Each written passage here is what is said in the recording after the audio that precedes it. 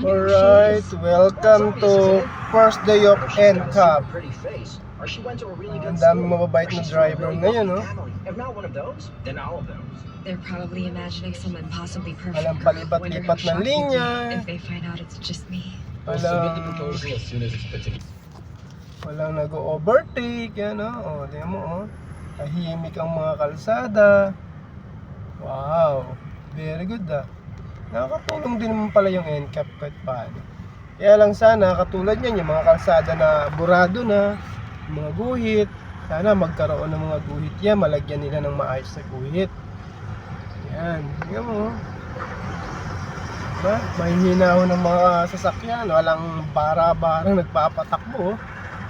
Yan lang napapansin ko, yung mga guhit nga lang.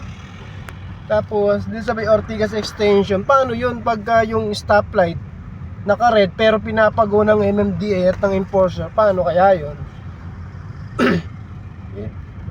Pag nakuha ng CCTV, hindi kaya magkakaroon ng ticket yung mga tao, yung mga driver? O dito may guhit na, oh, di ba? Doon sa kabila wala. Medyo nakakalito. Ayan, oh. Natin.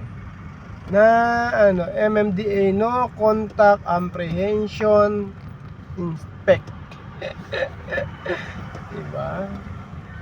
Oh, bait ang mga driver. Wala na go. Overtake. Wow, ang sarap pag ganito. Mahinahon silang lahat. Oh. Sana lagi. Alright.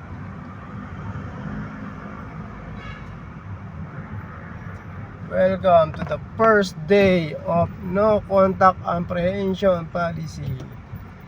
Alright. Tingnan natin, abangan natin mga susunod na kabanata sa no contact apprehension na to.